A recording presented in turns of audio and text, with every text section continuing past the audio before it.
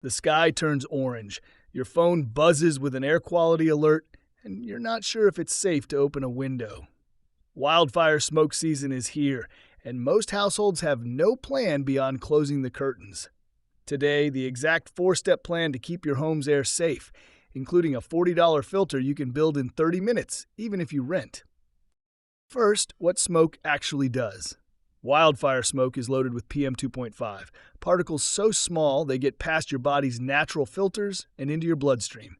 It's not just an irritant, it's linked to worsened asthma, heart strain, and for kids and older adults, real hospital visit risk. That's why just stay inside isn't a full plan. Your indoor air needs its own defense. Step 1.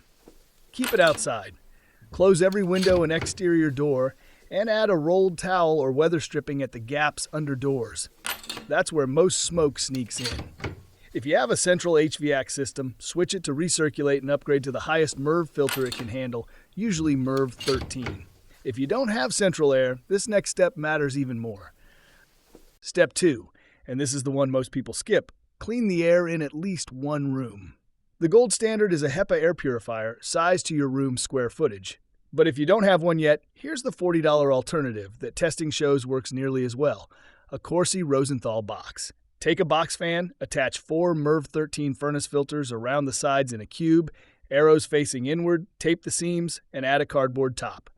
Run it on high. That's it. A few $100s of lab-tested air purifier performance for about $40. Keep this room's door closed and treat it as your safe room during smoke events. Now, how do you know when to actually act? That's the Air Quality Index, or AQI. 0 to 50 is good, live normally. 51 to 100 is moderate, sensitive groups should ease up on outdoor exertion. 101 to 150 is unhealthy for sensitive groups. Kids, pregnant women, older adults, and anyone with heart or lung conditions should stay inside.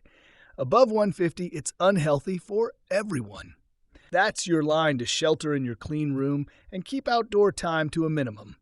Above 200, treat it like a real health event. Everyone inside, purifier running, N95 if you must go out. Check AQI daily during smoke season at airnow.gov or your weather app. Don't rely on how the sky looks because smoke's danger doesn't always match how visible it is. If you're in an apartment or a rental, you can't reseal the whole building. So don't try. Focus everything on one room. Pick the bedroom or living room with the fewest windows, run your purifier or DIY box there, close the door, and use a towel at the threshold. That one room becomes your clean air refuge for the family, even if the rest of the unit is compromised. This is the single most useful mindset shift for renters. You're not sealing a home, you're building a bunker. Outside, wear the right mask. A cloth or surgical mask does almost nothing against wildfire smoke particles. You need an N95 or P100 respirator properly fitted with no gaps at the edges. Check the seal by cupping your hands around it and exhaling. If you feel air escaping around the edges, it's not sealed. N95 is the everyday standard. P100 filters even more and is worth it if you're outside for extended periods or have a respiratory condition. Kids' N95s exist in smaller sizes. A loose adult mask on a child is nearly useless. One overlap people miss. Smoke season and power outage season increasingly line up, especially where utilities preemptively cut power during high fire risk days.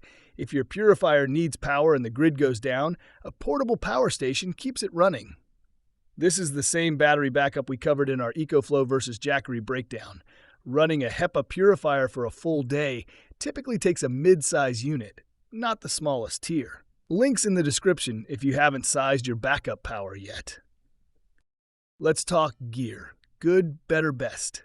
Good. 2-week supply of MERV 13 furnace filters plus a box fan, your DIY setup, cheapest entry point. Better. A dedicated HEPA air purifier sized to your main living space, plus a box of properly fitted N95 masks for the whole household. Best. HEPA purifiers in your 2 main rooms, a backup power station to keep them running through an outage, P100 respirators for extended outdoor exposure, and a box of MERV 13 filters as backup for your DIY unit if a purifier ever fails. You don't need to buy all of this today. Start with good and upgrade a tier before smoke season actually peaks in your area. Last thing, knowing when to stop sheltering and actually evacuate. If local officials issue an evacuation order, that always overrides an indoor air plan. Leave.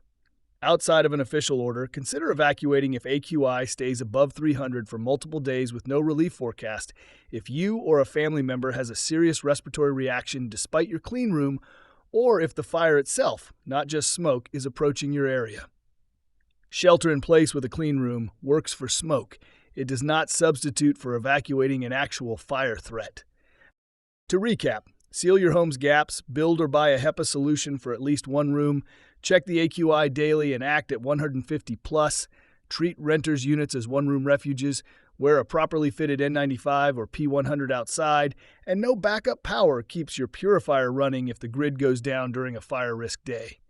None of this requires a bunker mentality. It's 4 practical habits that take an afternoon to set up and then just work, season after season. Checklist and product picks are linked below, plus a free downloadable smoke-ready home checklist on the site. If this helped, subscribe. New preparedness breakdowns every week.